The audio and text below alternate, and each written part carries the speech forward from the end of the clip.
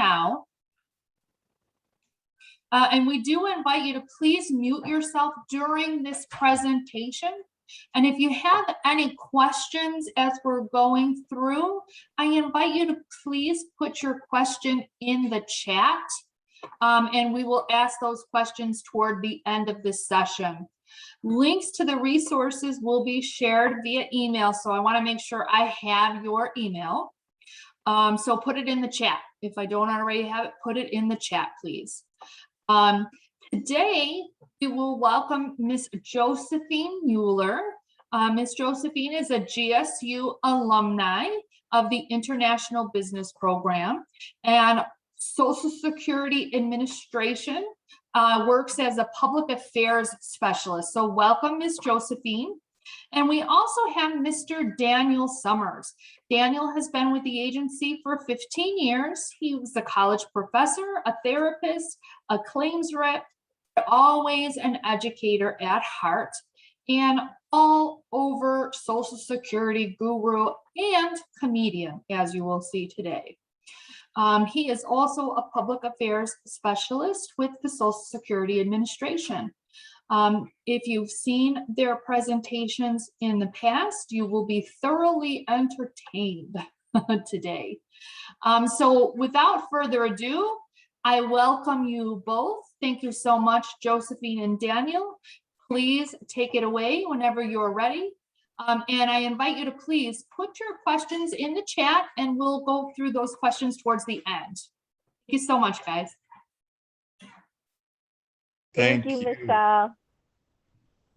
Yes, so Daniel and I, we're so excited to be here with you all today. And as Michelle mentioned, I am a GSU alum, and I am always eager to be here with Governor State University because Governor State University has a very special place in my heart. And yes, Daniel and I, we love working together, and you'll be able to see that in our chemistry when we're presenting today. So we'll be going back and forth throughout the presentation with different topics, but we've got a lot of information for you here today. So Social Security 101, it's going to encompass retirement benefits, spousal benefits, survivor's benefits, just a little bit about disability benefits, Medicare benefits, how to get in touch with Social Security, and we're also going to touch base on government pension offset and the windfall elimination provision, because individuals who receive a non-covered pension, which many GSU employees are in this category where you're receiving a non-covered pension, this will apply to you. So that's why we're going to incorporate a little bit of information in regards to the windfall elimination provision, which we call Wep, and government pension offset, which we call GPO. So without further ado, I'm going to go ahead and start presenting our screen right here. But would you like to add anything at the very beginning of this presentation, Mr. Summers? I'd just like to say thanks, but with the intro that we got from Michelle, we got to bring our A game today because now they're expecting something good. So everyone, we're glad to have you here. Social Security loves sharing this information with you. This is a labor of love, and it doesn't even seem like work because we have such a good time. So feel free when you have questions, put them in the chat, or if you're ready and you're on the mic and you can ask them out loud, we'll answer them. That's it. So take it. Thank you, Mr. Summer. And before we get started, participation in this presentation does not constitute an endorsement by the Social Security Administration or its employees of the organizations and information and products not provided by Social Security. That is our disclosure. And we are going to get started here. So this is Social Security 101, going to encompass a little bit about our programs and benefits that Social Security has to offer, a little bit of everything. And we're going to illustrate with you how we're with you throughout life's journey, because Social Security is truly with you throughout life's journey. And it all starts when you start to work and pay into the Social Security FICA taxes. And many people ask us, well, what exactly is FICA? What does it stand for? And I know I first learned about FICA when I started to work when I was 15. I was eager to receive my first paycheck, and I calculated a certain wages. After 2 weeks of working, I figured, okay, this is how much I'm going to earn and my paycheck after so many hours, and this is the rate of pay they told me I was going to receive. And so then I get my paycheck and I'm like, hold on, there's some money missing. I know my math isn't the best, but it's definitely not the worst. And when it comes to money and buying back to school clothes and back to school shoes, I knew there was some money missing there. So I put in a complaint, and to who else did I put that complaint into? Well, my mother. And I'm like, Mom, what's going on here? And she's like, well, you're paying into taxes. And I'm like, well, do I have to do this? She's like, yeah, it comes out automatically. And that's because we're paying into FICA. And at the time she told me it was for Social Security retirement benefits. And, you know, retirement seems so far away when you're 15, but it comes up pretty quickly. And I'm glad that I started to contribute into Social Security, because it is something that is there for you when you do retire. And so it stands for the U.S. federal payroll tax that's deducted from each of our paychecks. And it's the Federal Insurance Contributions Act. That's what FICA stands for. The total deducted is 7.65%. Your employer matches this for a total of 15.3%. And it helps fund both Social Security and Medicare programs, which provides benefits for individuals who retire, individuals who become disabled, as well as children. So I know my mom had mentioned to me it was for retirement benefits, but Social Security offers benefits for individuals who become disabled, children, survivors, spousal benefits. There's so much more benefits that are available because we pay into Social Security FICA taxes. And another great question that we receive is, well, how exactly do I qualify for Social Security retirement benefits? What do I have to do to receive the benefit? Well, you're qualifying by earning credits. When you work and pay into Social Security taxes, you're earning credits. You need 40 credits total, and you must be 62 years of age or older in order to be eligible for Social Security retirement benefits. So one, you need 40 credits. And what does 40 credits amount to in working years? Well, that's about 10 years of work. So if you worked about 10 years, then you're eligible for Social Security benefits, as long as it comes out to those 40 credits. And more than likely, if you've worked 10 years, you're eligible for Social Security retirement benefits. But you also must be 62 in order to be eligible for early Social Security retirement benefits. So you also have to be of age in order to be eligible for the benefits. And each $1,470 in earnings gives you one credit. Now, this is how much you would have to work and earn to receive one credit. And that's in this year, 2021. So every year that amount changes. So you'll want to keep yourself updated as far as how much you have to earn to receive one credit from Social Security by visiting us at socialsecurity.gov. And that's how you can keep yourself updated. And you can earn a maximum of 4 credits per year. So in any given year, that's the maximum amount of credits that we can earn are 4. So what we do is take that $1,470 times 4 for this year. And in order to earn the full 4 credits, we must earn at least $5,880 in this year, 2021, in order to be eligible to earn those 4 full credits. Now, some people may say, you know what, I'm going to earn more than that $5,880 this year in 2021. Can I get a few more credits?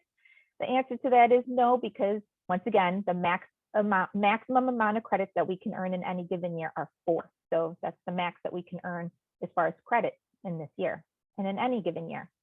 Another great question that we receive is, well, how does Social Security determine my benefit?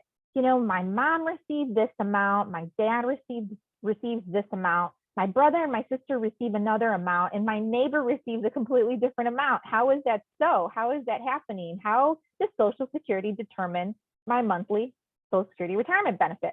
Well, here it goes. Benefits are based on our earnings, and not one of our earnings record is going to be the same. And that's because we all work and earn different amounts based on our careers, our earnings as far as what we've worked and paid into Social Security, how many years we've worked, and things like that. So all of our earnings histories are going to be different. Not one's going to be like the other. And we take 3 steps when calculating the monthly Social Security retirement benefit. Step 1, your wages are adjusted for changes in wage levels over time. Step 2, we find the monthly average of your highest 35 years of your work earnings. And step 3 is the result. It's an average index monthly earning.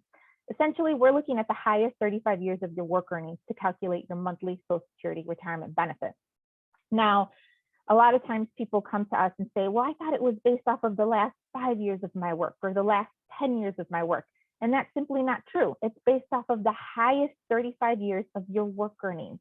So it's so important to keep track of your earnings record and to monitor your earnings record to ensure that it's correct. Because if there's a discrepancy in your earnings record, then that's going to change what your monthly Social Security retirement benefit is going to be. So if there's a discrepancy, maybe the amount isn't as high as what you truly earned, or maybe there's a a year completely missing as far as your earnings. And if you don't catch that early on, and later on when you apply for Social Security retirement benefits, we don't use that, we don't have the correct amount, then your monthly Social Security benefit is not going to be accurate. So it's so important to update or to look at your earnings record yearly to ensure that it is correct. And how can you look at that earnings record yearly? Well, you can create what we have is a My Social Security account online at ssa.gov. You can click on Create My Social Security Account. And if you create your account, you're able to see your earnings and you're able to do so much more, such as request a replacement Social Security card and all kinds of other transactions. But we'll talk about that a little bit later on. But I wanted to mention the importance of monitoring and making sure that your earnings record is correct in order to ensure that your monthly benefit is accurate. Social Security used to send out statements very frequently, statements in the mail that used to say, this is how much you'll receive if you retire early, this is how much you'll receive if you retire at full retirement age, or this is how much you'll receive if you retire at age 70. And then your earnings record would be on that statement as well.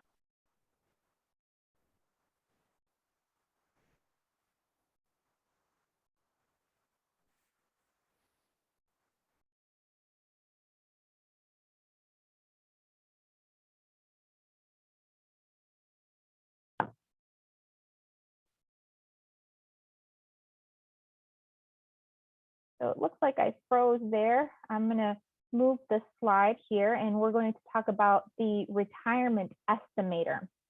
Now, for convenient, secure, and quick estimates, you can use this Retirement Estimator, and it's on our website at socialsecurity.gov/estimator, and you're able to estimate what your monthly benefit will be. So what if scenario? So this is a great planning tool because once again, it's never too early to start planning for your future. So we wanted to talk about, show you that there's estimators on websites that you could use. And another great question that we receive is, well, what is the best age to start receiving my Social Security retirement benefits? We get this a lot because people want to know, what is the best age? When should I start drawing Social Security retirement benefits? And as much as we would love to tell you an exact age, here at Social Security, we are not able to. And that's because it's different for each and every one of us as far as when it's the best age to start receiving Social Security retirement benefits. And you know, we don't know each individual's personal situation. There's so many factors that come into place. So you need to look at things such as your family health history, your personal health history, the longevity of life in your family, your personal financial situation. Just so many different factors come into place. So that's why Social Security representatives, we're not able to tell you when it's best for you to draw your Social Security retirement benefit, because you have to look at all those things and consider all those things. But what we can do is we can provide you with options, and we can show you what the difference in amounts are based off of your age. So here in this chart right here illustrates an individual who is full retirement age at age 66. Now, full retirement age is different for each and every one of us, depending on what year we were born. But for this example, this person is full retirement age at age 66. Now, if this person were to say, you know what, I want to start drawing my benefits as early as I possibly can at age 62, and they were to draw benefits at age 62, their monthly Social Security benefit would be $750 per month. And so you can locate on chart 62, this is how much they'd be eligible for, $750 per month. But if the same individual were to say, you know what, I'm going to wait until my full retirement age, 66, to start drawing my benefit, because right now at 62, I feel great. I still am working and I just am not ready to start receiving Social Security retirement benefits. Well, if this person waits until their full retirement age, 66, they'll receive $1,000 per month. So they'll receive 100% of their benefit at full retirement age, and that's $1,000 per month.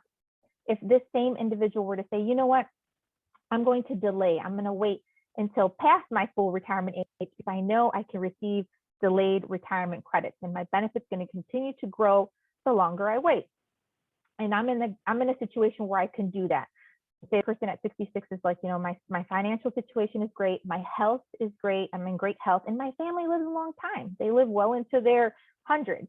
So this individual at 66 may say, you know what, I'm going to wait until age 70, which is the maximum I can delay taking my Social Security retirement benefit. And if this person chooses to do that, they would receive $1,320 per month from Social Security at age 70. Now that's if somebody were to delay it all the way until age 70, you can see there's growth, and there's growth for all of us. You know, once we turn age 62, we can take our benefits early at that early reduced rate, or we can let it grow all the way until age 70. Age 70 is the maximum that a benefit will grow. It won't grow anymore past age 70. So you want to take it, if you do decide to wait until age 70, you want to take it at age 70 and not delay any further, because if you delay any further, any past age 70, then essentially you're losing money.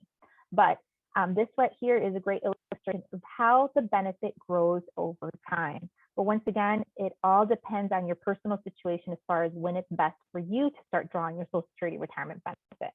Now, remember I mentioned that your full retirement age is different based on what year you are born in? Well, here you have it. If you were born in 1953 through 1954, your full retirement age is age 66, like in the previous example.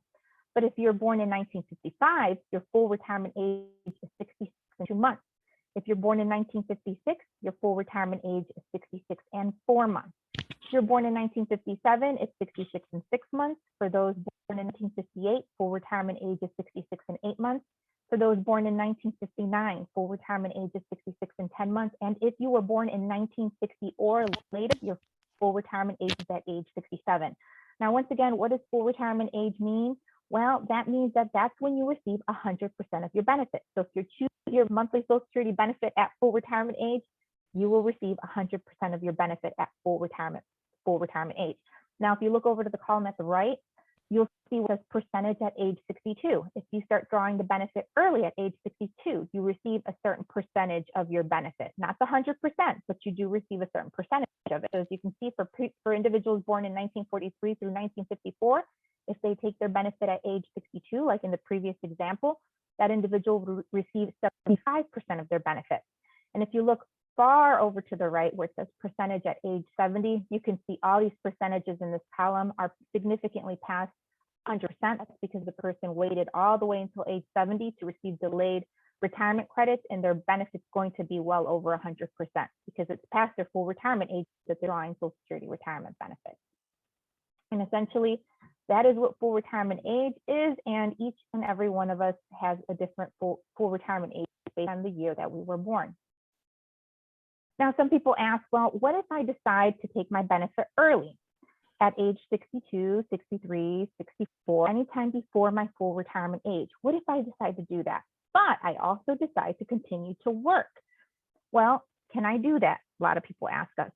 Well, yeah, you can. However, you want to keep in mind that if you do continue to work and draw Social Security retirement benefits at the same time, and their early benefits before your full retirement age, you are subject to an earnings limit. And this year in 2021, for individuals in that situation, is their earnings limit is $18,960. So if somebody is working and collecting monthly Social Security retirement benefits at the same time, and they go over that $18,960 in wages, for every $2 they go over, $1 is reduced from the monthly Social Security retirement benefit. Now, for people who are working at the same time and collecting early Social Security retirement benefits, but they're in the year that they're going to be turning full retirement age, but not quite yet full retirement age, their earnings limit increases. And for individuals in that situation this year in 2021, their earnings limit is $50,520. And then for every $3 they go over, $1 is reduced from the monthly Social Security retirement benefit. Now, that's if you are working and receiving early Social Security retirement benefits at the same time. But if you are full retirement age, whether that's 66 or 66 in a few months or age 67, when you are drawing your benefits in your full retirement age, you have no limit. You can work and earn whatever you'd like without your monthly Social Security retirement benefit being reduced due to earnings. So at full retirement age, there's no longer any earnings limit. Now let's talk a little bit about Wep and GPO, which is something that does affect some individuals, the Windfall Elimination and the government pension offset. Now, what is the Windfall Elimination provision? Well, this applies when you have 40 credits plus a non-covered pension, and you're filing for retirement or disability benefits.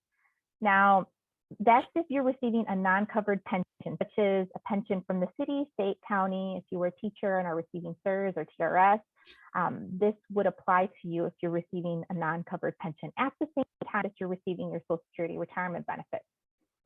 Now, what is the government pension offset? Well, that applies when you're receiving a non-covered pension, which is pension from the city, state, or county, or if you're a teacher receiving CSRS or TRS, and filing for spouse's, widow, and widower's benefits.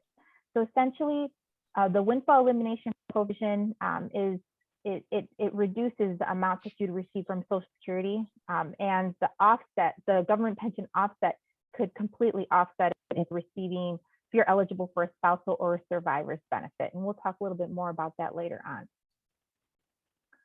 But WEP is a provision that affects how we calculate retirement or disability benefits. If you work for an employer who doesn't withhold Social Security taxes from your salary, such as a government agency or an employer in another country, any pension you get from that work can reduce Social Security benefits. WEP uses a formula to adjust the Social Security benefits for people who receive non-covered pensions and qualify for Social Security benefits based on Social Security covered earnings.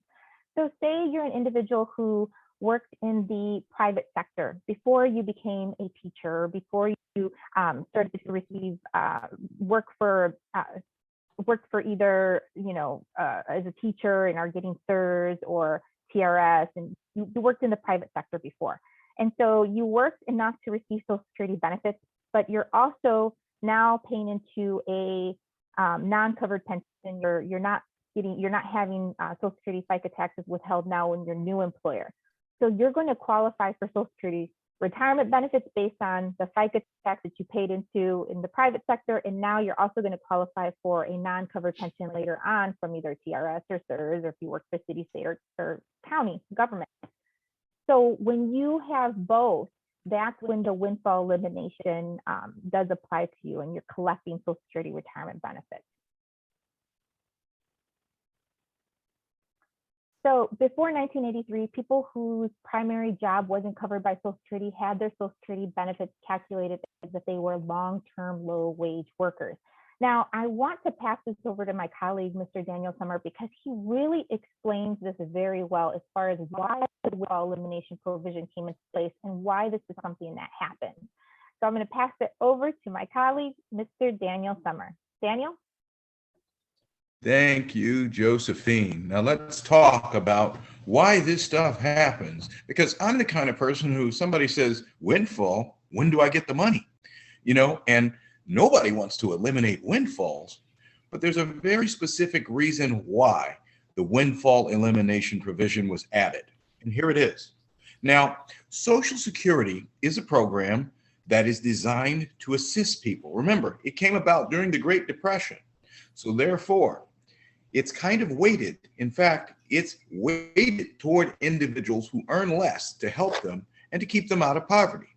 That being said, those low years that a person earns, those are given a different weight, and there's a boost in Social Security benefits particularly for lower wage earners. That being said, you have some people who appear to earn less than they actually do. For instance, when you pay those FICA taxes, your income goes on to Social Security. So if you made $80,000 that year, it's listed in our records as $80,000, and you've paid your percentage of FICA taxes, as Josephine explained. However, if you have some other individuals, firefighters, teachers, policemen, who don't pay into FICA, it looks like, almost like an illusion. There's a trick, a hand trick, sleight of hand, where it looks like they didn't earn anything that year because there was no FICA. Now, considering that you might have someone who makes a higher wage, and those people, firefighters, teachers, policemen, and people who work privately but don't pay into FICA tend to have higher wages than average. So we don't want to accidentally give them a boost meant for people who are lower wage workers.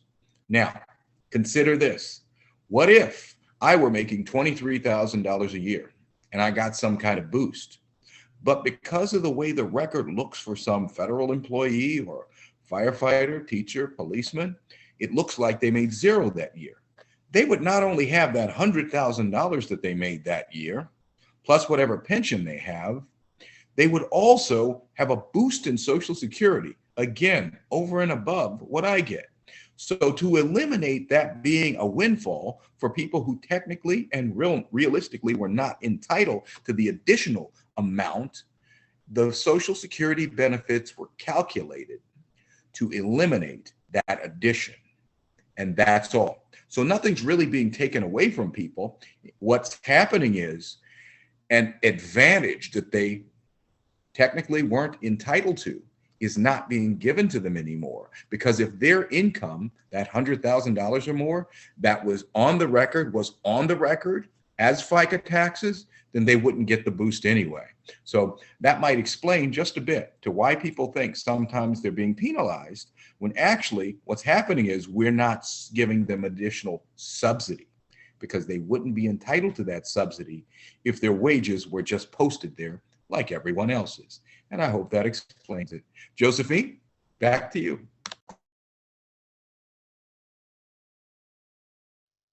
Thank you for that great explanation, Mr. Summer. And that's why I always like to bring you in on that piece to explain that portion as far as how Wep works and why it was put into place. But essentially, we're taking these 3 steps. Your wages are adjusted for change in wage levels over time. We find the monthly average of your highest 35, and the benefit amount is a percentage of average index monthly earnings. So we do have Wep calculators on our website. If you go to our website, socialsecurity.gov, we have Wep calculators where you can estimate what your benefit is if you are someone who is receiving a non-covered pension. What you would have to do is you'd have to go on to your My Social Security account, or you'd have to look at the statement that you receive in the mail, and you'd have to enter in your years of earnings, and then you'd have to also enter in an estimate of what your pension would be, your non-covered pension would be. Once you enter that information, you're going to be able to generate an estimate of what your Social Security retirement benefit will be. Now, there are some exceptions. If somebody has 30 years of credit, which you would earn 30 years of credit in this way. So if you look at this chart, for somebody who, let's locate 1976 on this chart.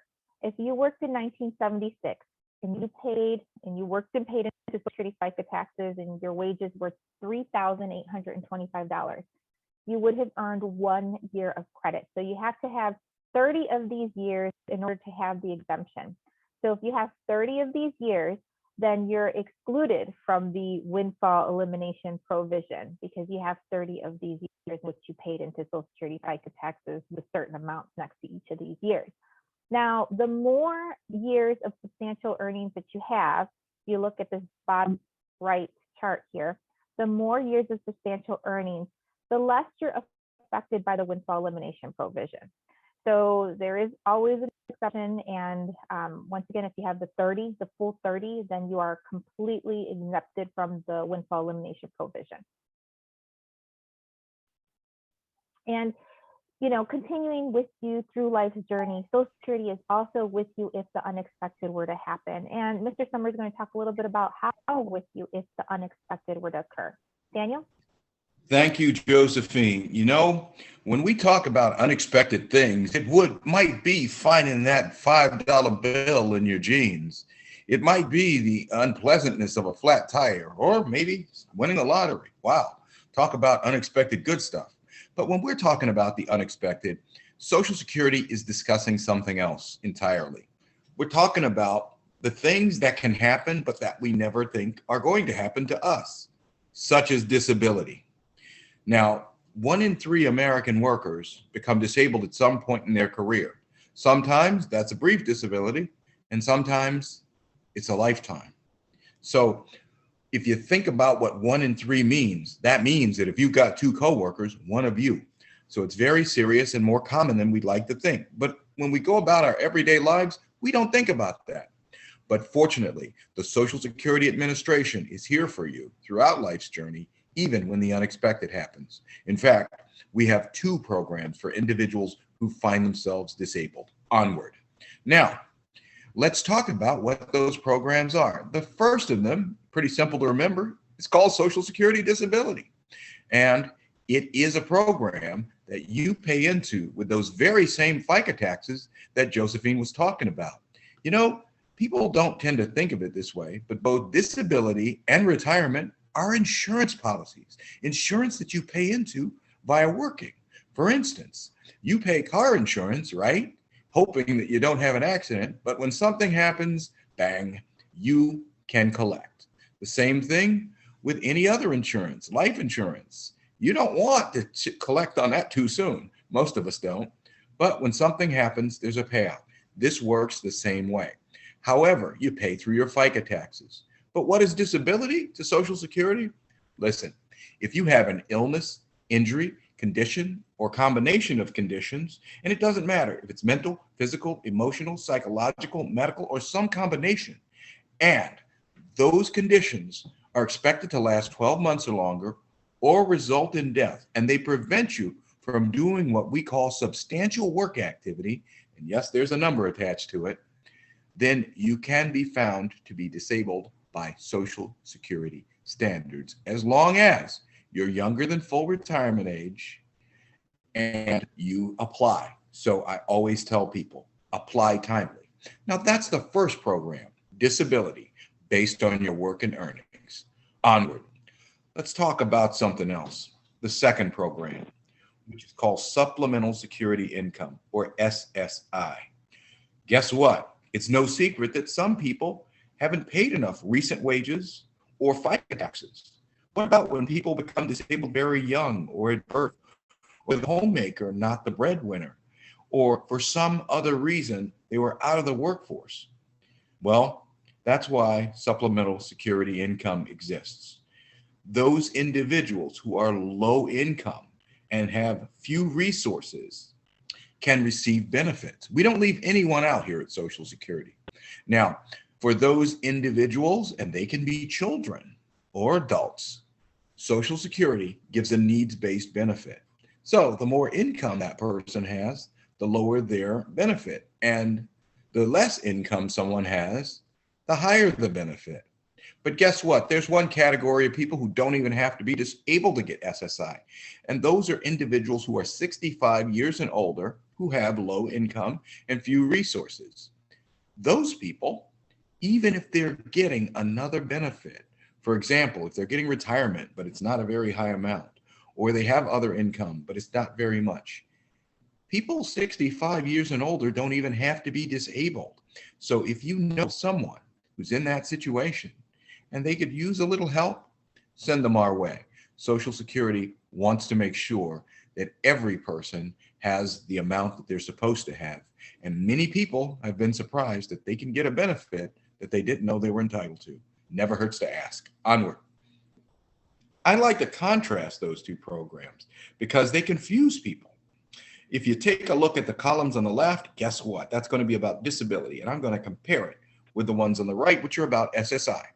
Just remember, the payments for disability come from the trust fund and they're based on your earnings. You pay into it. And SSI comes from the general treasury fund. And so they have nothing to do with what you earned. They are based on your needs at the time. I like to think of these two programs separately. I think of disability as like when unemployment, you pay into it and then something happens to your job, bang, right? That's disability insurance. It's based on how much you've earned. SSI is a little different. I consider that to be more like assistance, food stamps or TANF. You have to have the disability unless you're over 65. But depending upon what income your family or you have, that can affect the amount that you receive. Of course, to the left again, disability is an insurance you earn by paying taxes. And again, to the right, SSI is needs-based assistance that is granted to you without having anything to do with your work history. To the left, of course, people who are unable to work, it doesn't matter if you've got $1 million. You've paid into this insurance. So we don't even look at your income and resources with disability. Not the case with SSI.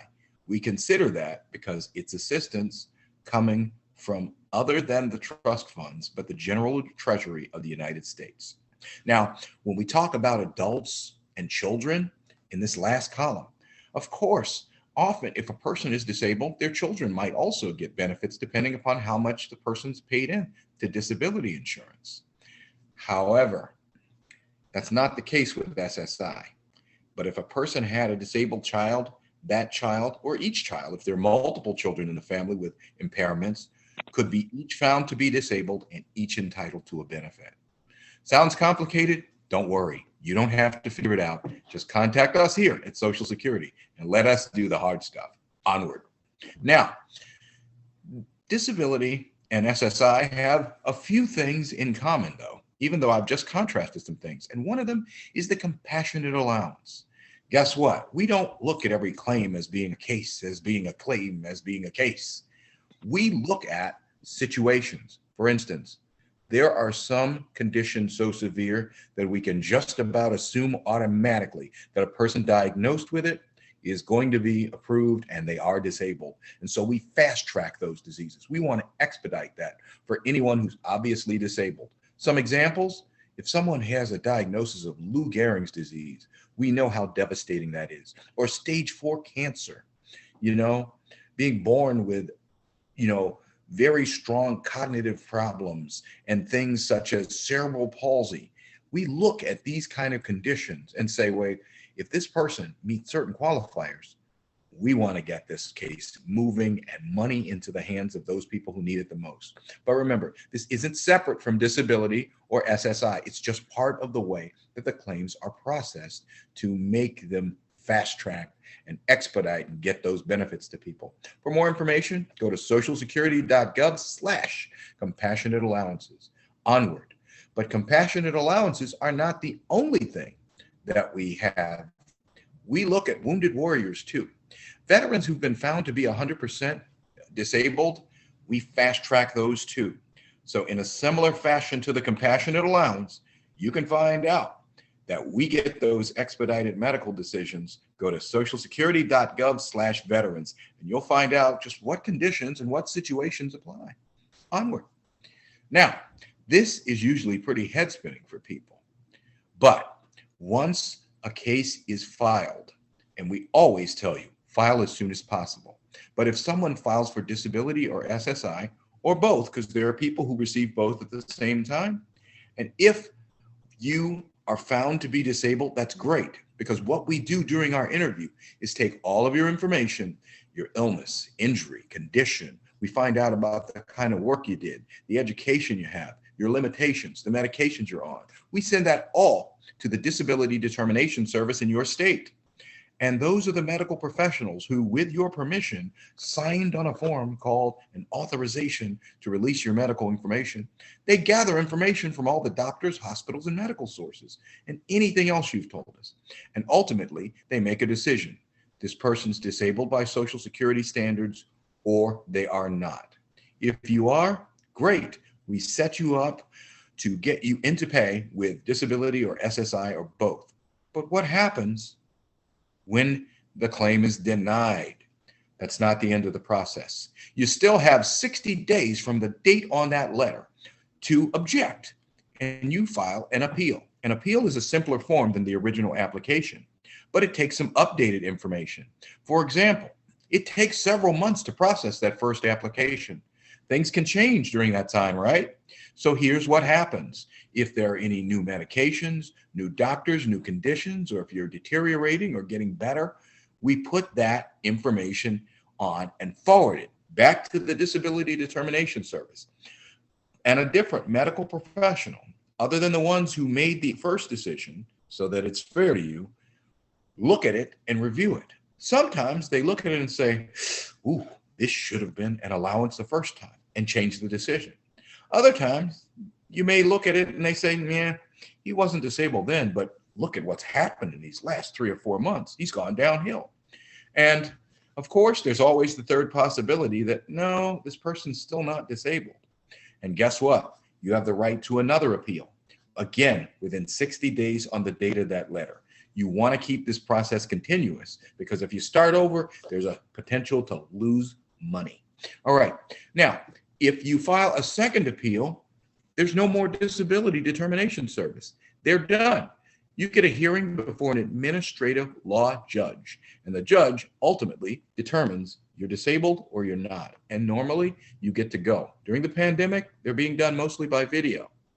And the fact remains is a higher percentage of people get approved at that level than at any other.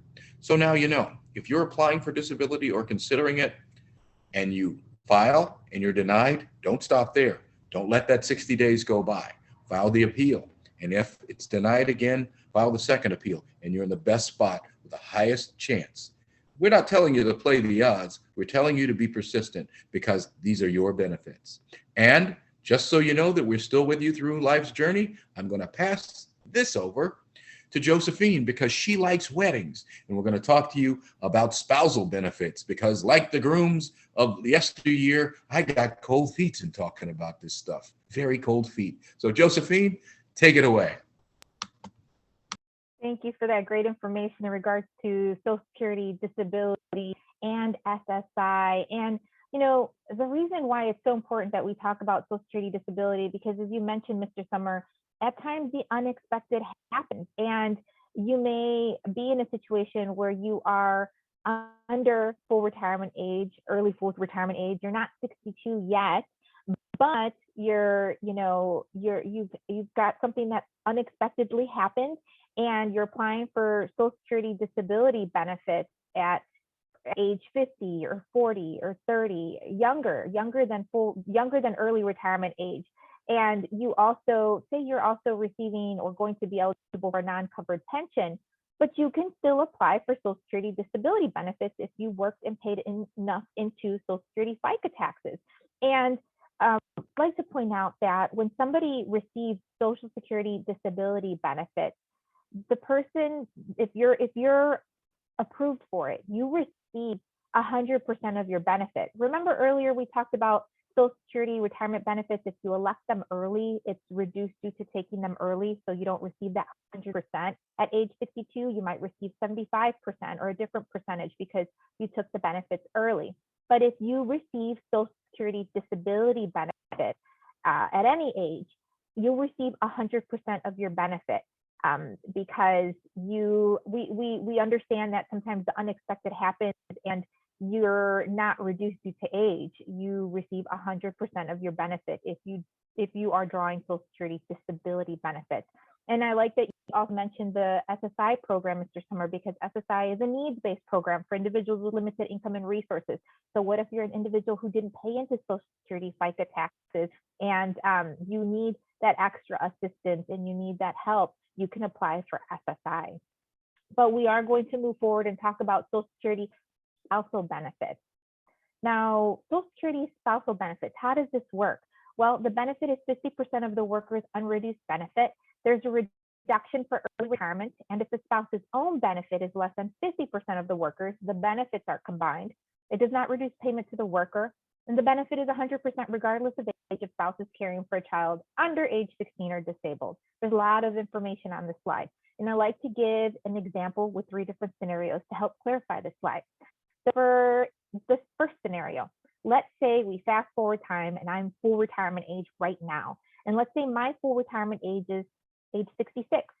And so let's also say that my spouse, his full retirement age is 66 as well. And we're both currently married, and my spouse applies for Social Security retirement benefits today. Now he's eligible for $2,000 a month. But let's say in this first scenario, I didn't work outside of the household. I work primarily inside of the household and have been a homemaker, and I don't have any earnings on my Social Security record at all. But I did say that my husband is eligible for $2,000 a month, and he's receiving that monthly amount at his full retirement age. And since I'm married to him, I'm eligible for half. Even though I'm not eligible for benefits on my own record because I don't have any earnings on my record, I'm eligible for benefits as a spouse. And that's half, 50% of his benefit at my full retirement age, which I said right now I'm full retirement age, so I get the full half. So that means I'll receive $1,000 off of my husband's record. And that's where I want to draw your attention to the book where it says the benefit is 50% of the worker's unreduced benefit. So I receive $1,000 a month off of my husband's record. He receives $2,000 a month. Now, Mr. Mueller might say, you no, I love you, Josephine, but you're going to be drawing benefits off of my record. Is that going to reduce the $2,000 I receive a month? I don't know if I like that. And Social Security is going to tell my husband, no, your benefit is not going to be reduced because your spouse is drawing benefits off of your record. You're going to continue to receive the $2,000 a month, and your wife is going to receive $1,000 a month. And that is because when we work and pay into Social Security FICA taxes, we're not only working for ourselves, but we're working and paying into FICA taxes for our families. So that's why I want to draw your attention to where it says it does not reduce payment to the worker. And in this scenario, Mr. Mueller is the worker. It's not going to reduce his payment. So he's going to continue to receive $2,000 a month, and I'll receive $1,000 a month as a spouse off of his record. That's the first scenario. Second scenario. Now, let's say in the second scenario, we're going to keep us both at full retirement age, and our full retirement age is 66. My spouse, Mr. Mueller, is still going to receive $2,000 a month. But in the second scenario, what's going to change is that I did work outside of the household. Not a lot, but I did work enough to receive benefits off of my own record.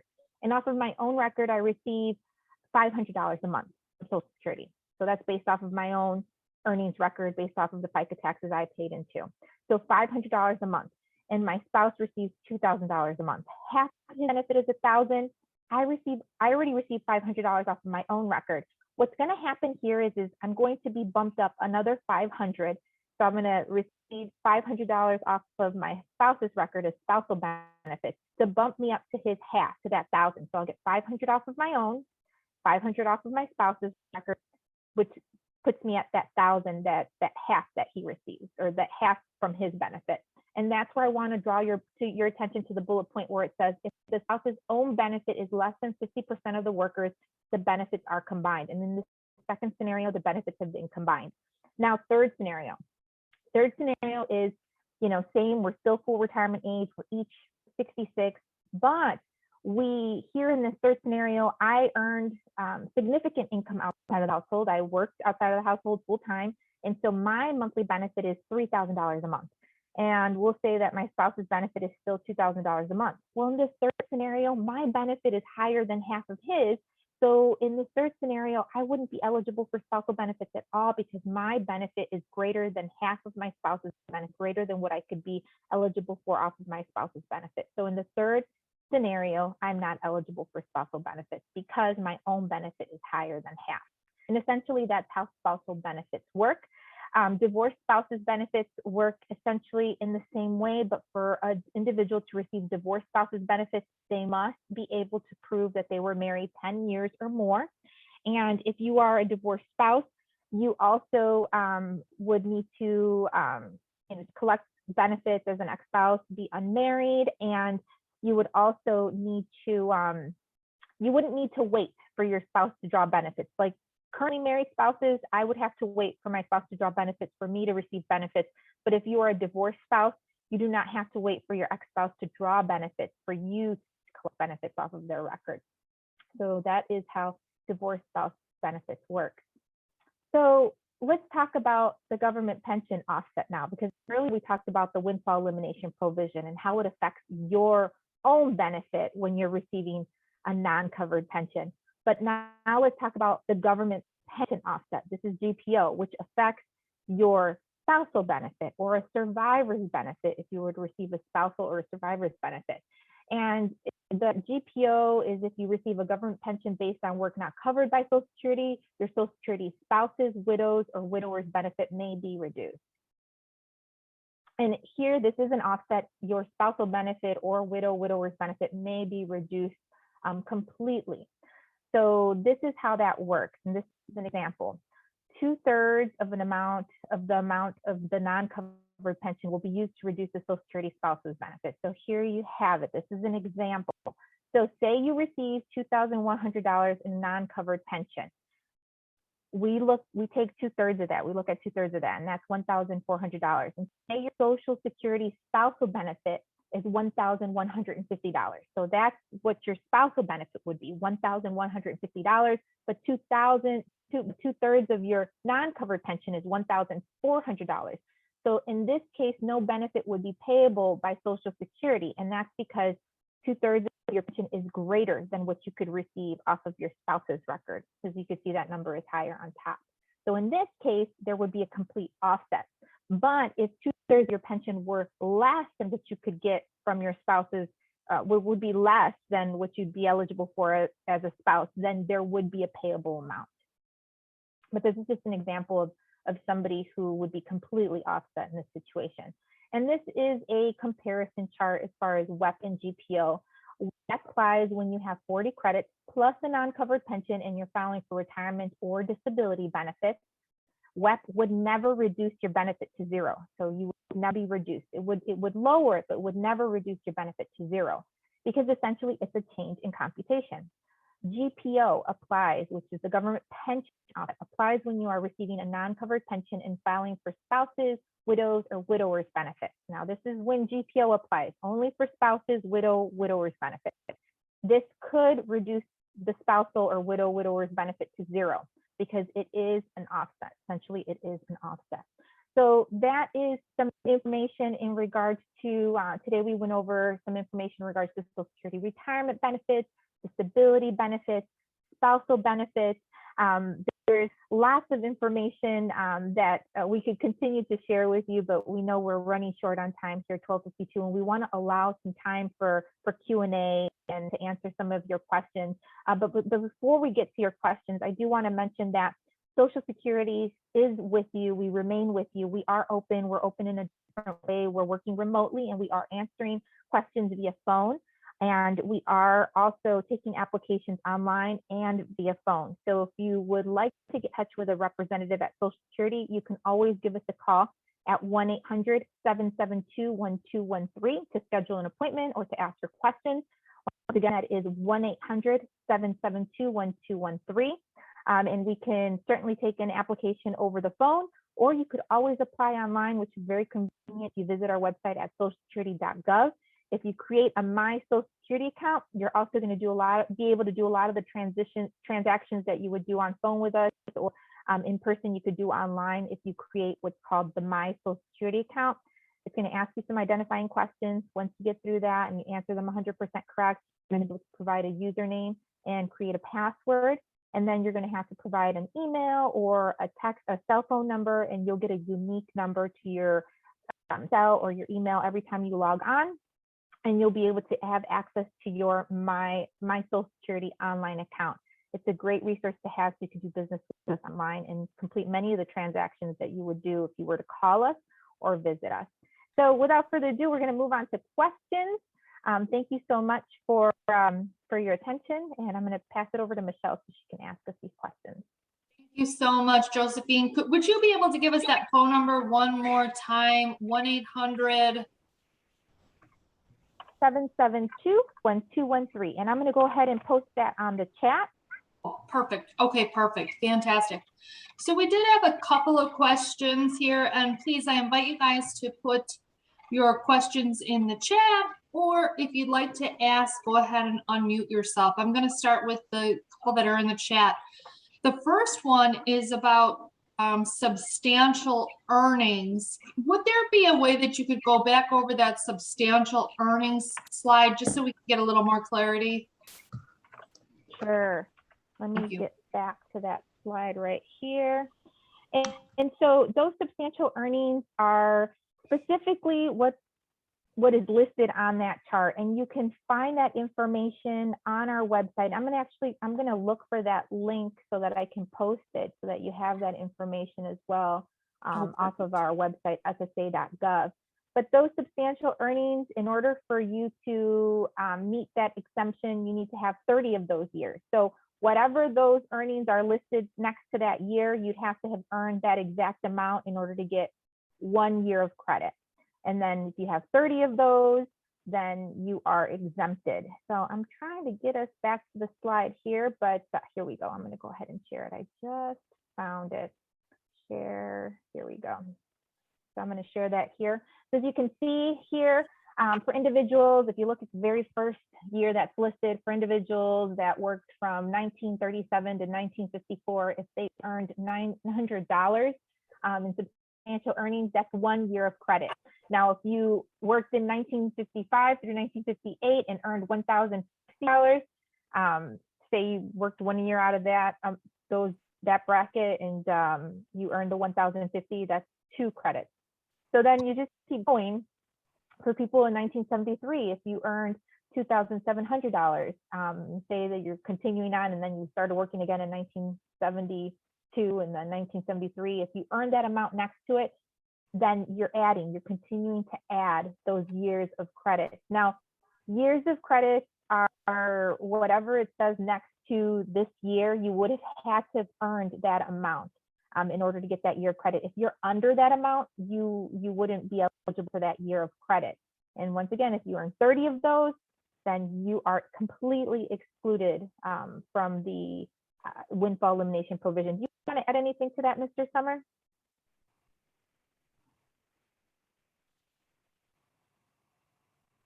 I think you're on mute, Mr. Summer. I'm going to pull up while you give them some more information on that. I'm going to pull up that your credit chart and place it on the chat.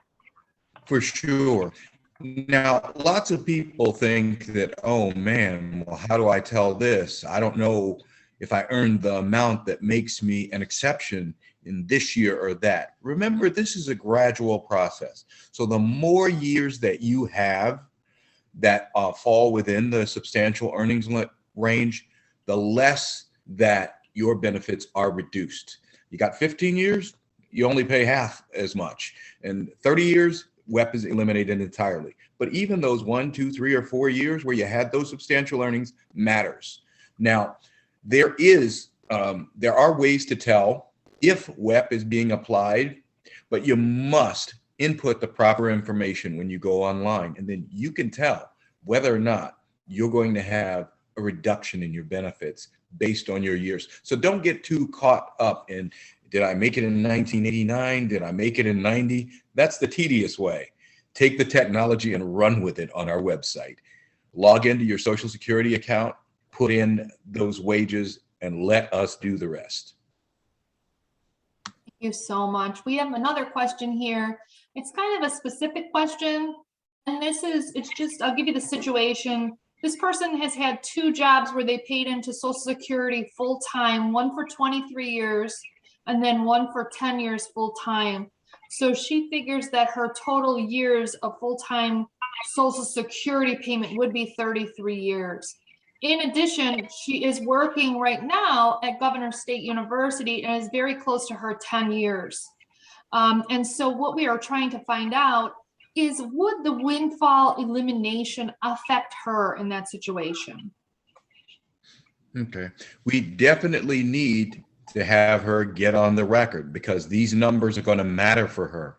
And if she's got the appropriate amount, and I mean, from year to year with her earnings, as you can see in the charts, whenever the year she was working, because it's different, then certainly an easy way to do it would be to get that online account, and she could tell whether or not it's going to affect her.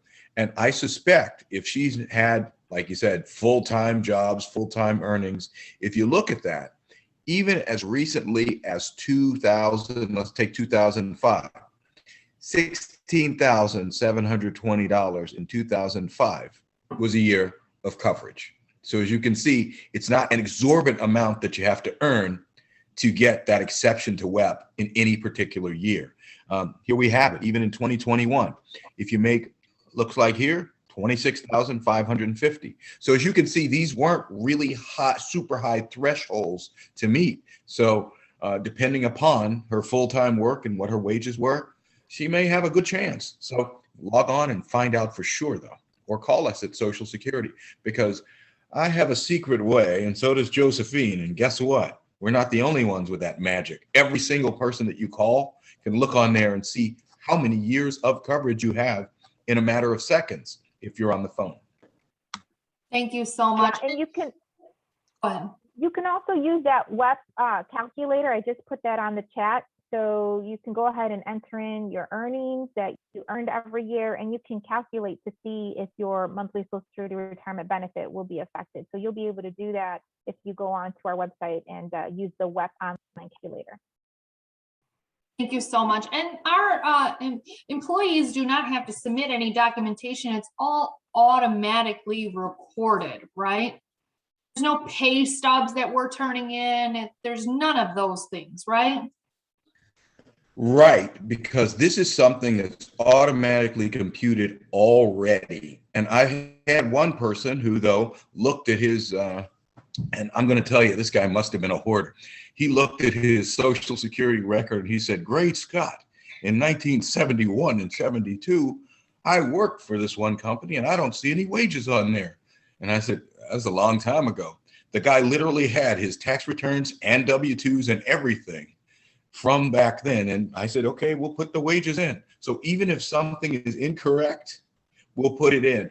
But we encourage people to look at their records online. It's very rare to have something like that, fairly rare, that to have it incorrect in the first place.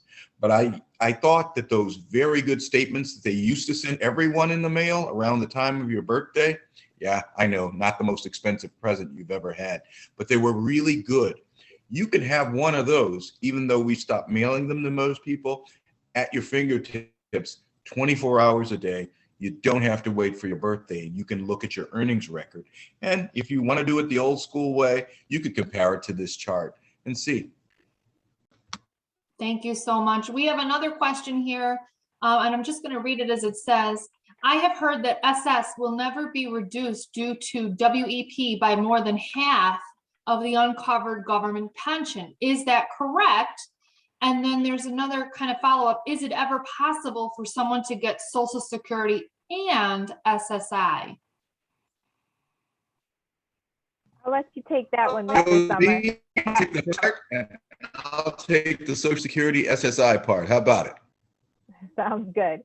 So yeah, more generally it will, due to Wep, it generally won't be reduced more than 50% generally. But once again, you know, we've got to make sure we take into account the earnings, the years of credit somebody's paid into. Because remember, we talked about how the more years of credit someone has paid in, the less they're affected by Wep. So if you have that chart and take a look at it, depending on how many years you've hit, you're affected less by Wep. So generally, yeah, it's not reduced more than 50%, but of course we have to look at each personal individual situation to see how what applies to you, and everybody's situation is different.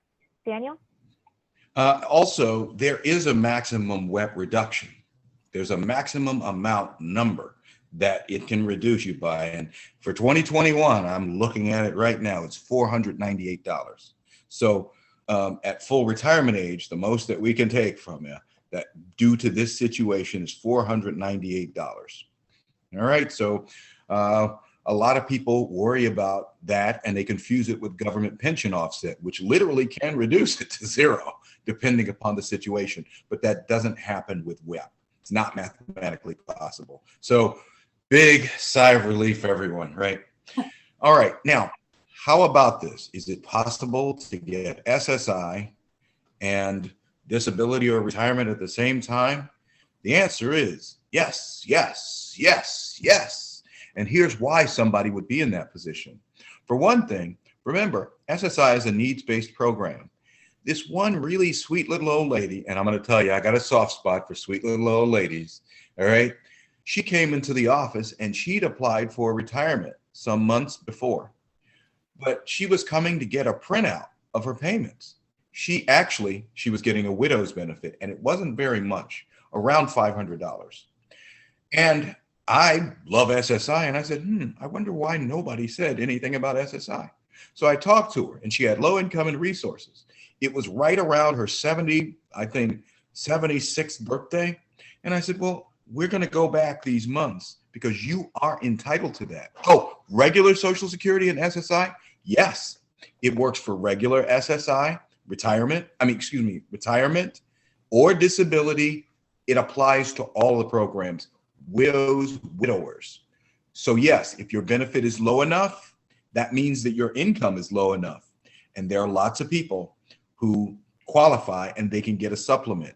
This one particular lady I was telling you about was getting a widow's benefit, but she had about $330 added to her benefits, which makes a difference every month.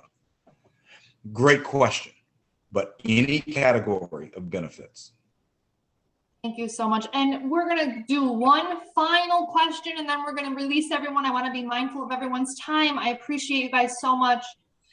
This is a situational question. If you're still working and not retired, but your husband was retired and getting SS benefits, and let's say he passes away and you are 63 years old, are you eligible for any benefits? Josephine, would you care to field that one, or? I'll let you take that one, Mr. Summer. Spouse passes away and you are 63. Here's what happens. We compare your retirement benefits to your potential benefits as a widow. We want to give you the best. Now, that being said, let's just say you're not getting your retirement right now. You're 63, so it's possible you can. But if you're still working, your income would interfere with you getting retirement or widows if you're above that substantial earnings amount. You could get fewer than 12 checks depending upon how high you are above it. But if you're below it, you get all 12 checks. And then we would say, should you get retirement now or widows now? Should you let one grow while you accept the benefits from the other, then switch over when it's higher? The bottom line is it can go either way. We can get you on retirement now if your income isn't so high that you won't lose all 12 checks, or widows. And one thing about widows and survivors benefits, you can get those as early as age 60, unlike your own retirement. So if you're still working, you may have to wait depending upon your income. Great question. Thank you guys so much. We're going to close it up. I'm pulling these links out from this presentation to share with everyone that has been here. If you have any questions, please don't hesitate to reach out to the 800-772-1213 number. I want to special applause and thank you for Josephine and Daniel for coming and spending some time with us today and giving us all this valuable information. We really, really appreciate you. And we thank you guys so much for joining us. Thank you for having us. Take Yes. care, everyone. Thanks. Have a great day. Hope to see you all again soon. Yes. Thank you. Thanks, Michelle. Thank you. I learned a lot. It was a good session. All right, guys, have a great day. Bye.